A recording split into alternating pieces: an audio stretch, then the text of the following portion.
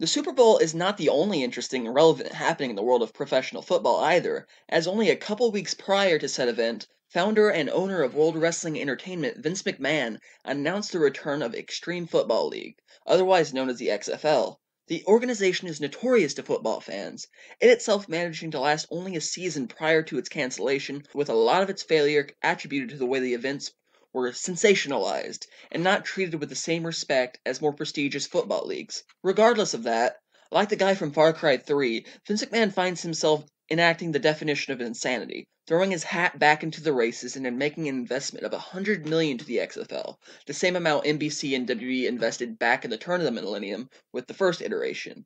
And the question everyone is asking is whether or not the XFL will be able to thrive. What do you think, Scott?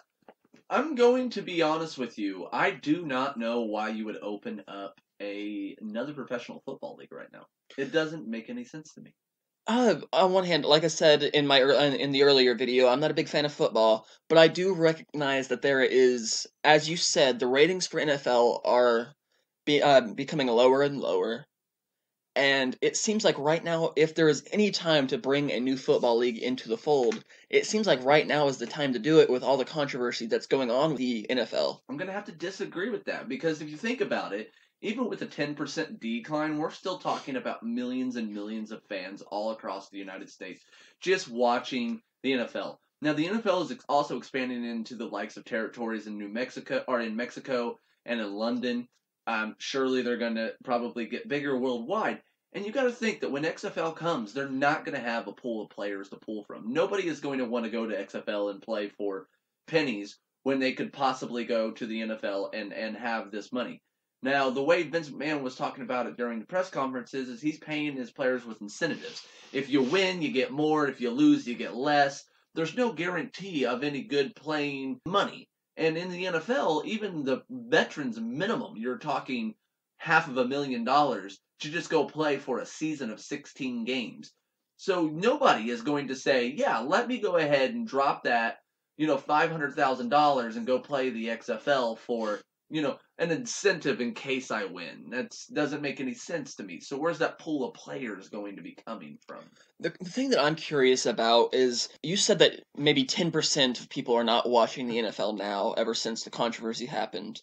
I was thinking right now the XFL has a way different goalpost than what the NFL has.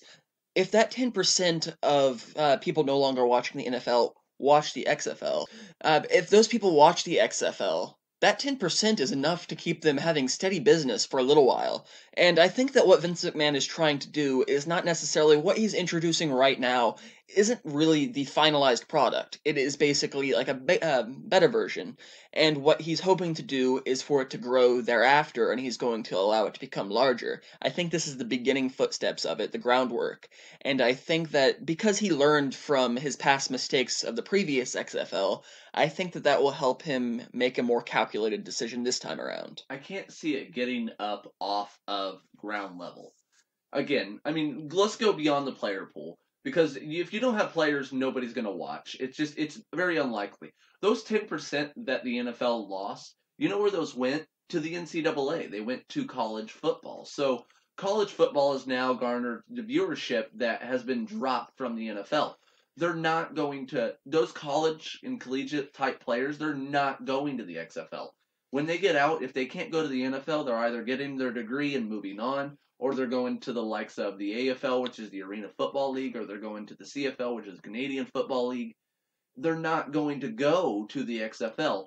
You're going to end up with, again, a more gimmicky thing, and would be fine for me. I thought that if they would have brought back the more gimmick, like he hate me, if they would have brought back that, I could see it because it would be a counter to the NFL. But right now, I mean, could you imagine like John Cena down there with a clipboard telling them to, attitude adjustment somebody? I think that would be funny. It wouldn't be a serious product, but you're not going to beat the NFL. That's like starting up a bank next to Wells Fargo. You're not gonna beat it. It's dumb. You're facing a multi-billion-dollar company with an investment of $100 million, and you're just not going to do that. I'm It's trying. like TNA starting up and trying to beat WWE. Yeah, they still exist, but does anybody even realize it anymore? I'm curious about it is I think there's two variables that might be a game changer for it. One that we actually talked about beforehand is not only the controversy that's going around with the NFL, but the fact that Vince McMahon is actually good friends with Donald Trump. I thought it would be an interesting dynamic if they approached XFL as almost the opposite of intentions to the WWE. Because if you watch the WWE now, it's very, very PG landscape, very, very politically correct. I thought it would be curious if the XFL was actually introduced and advertised as almost the opposite of that, on that, of course, in the football spectrum. If it was advertised, no one allowed to kneel for the anthem. It's, of course, making it political, but I wonder, even if the fact that it's making it political, if that can help gauge it, and if Donald Trump's sitting there going like, oh, this is the real football league, this is where it's at, and all this, even though we may not necessarily agree with Donald Trump, that will get a lot of eyes on it. Whether or not they stay is another question entirely. So I don't think that Donald Trump is going to be the allure that anybody would think that he was going to be. So even if he did come and downcast the NFL, which he's already done, he's downcast the NFL for the whole entire scandal of, taking a knee. Vince is going to, first off, he's going to find himself in an uphill battle, especially with the fact that Donald Trump is not the most popular of men in the United States right now, whether you believe, his newscastings on Fox or you believe his Twitter handle, he's not the most popular of people. So what you're talking about is a small percentage of football people because you're talking about a small percentage of people. So then you're taking a smaller percentage of those football people and you're asking them just to watch this game because they're not going to kneel. Awesome. So for the first 5 minutes of a football game while they sing the national anthem, while they do warm-ups, I don't have to watch somebody kneel. Awesome. But then they're going to start the game, and I got to watch crap product because they're not going to be able to throw the football like they do in the NFL. They're not going to be able to run the football. They're not going to play defense. They're not going to be able to do this. And are they going to go all out for, are we going to see somebody go all out, balls to the wall for maybe a paycheck of $5,000? No, because with the idea of, brain injury, with the idea of just regular injury, you're not going to want that. Nobody is guaranteed anything in this football league, which means that if you break your leg and you can never, ever, ever play football again, what do you do now? So you're going to be finding like the bottom of the barrel, those scrub players that you're not really going to want anywhere near the NFL, the AFL, even the NCAA. You're probably going to get the ones who were kicked off of the walk-on field. So you're not going to be getting a high product. Even if you have Donald Trump saying, it's the greatest, it's the most bigliest, hugeliest football league in America, it's the greatest, you're still going to have to put on a show and a spectacle. And the way that Vince is introducing this is not a spectacle. It is literally just football, but they're going to stand for the national anthem. Well, I think they also talked about various other things that they're going to do as well. One other thing I considered is, because as I said earlier, one of the reasons attributed to why the XFL failed previously is because nobody really took it seriously. I'm wondering if there's going to be some variables that change this time around. For instance, ESPN has begun covering wrestling now. Like, it covers it and it talks about it quite often. So at the very least, it seems like there's a relationship forming. I know ESPN's not quite what it used to be. Oh, ESPN and fired all its writers. It's not quite what it used to be, but now I'm assuming they would be much more willing to cover XFL now that there's more of a relationship with the WWE, with a different landscape entirely. I don't know whether or not that'll actually benefit it. It's just something that I thought was curious. I don't know that they'll be as adamant, especially right now. The NFL really does not care about the XFL. Like, it's like an elephant that had a mosquito land on it. It's not even going to bother to swat it away because it doesn't even notice that it's there.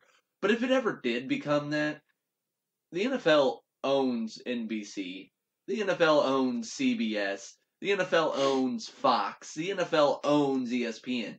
Now, not in name, no, but in the terms that their football, even on Thursday night, which is one of the lowest rated times of football, even during that time, they're the highest rated program on network television. Monday Night Football is still ESPN's bread and butter. Like, without Monday Night Football, ESPN is really not going to be a thing. So as soon as they say, I don't really think that you should be talking about XFL anymore, it's not going to have a hold in it. I don't know what Vince is trying to do. I don't know what he has in his mind. maybe he has something. I mean, he's a shrewd businessman. You would think that he would have some kind of initiative, some kind of insight, but I just do not get it. I don't know what he's thinking.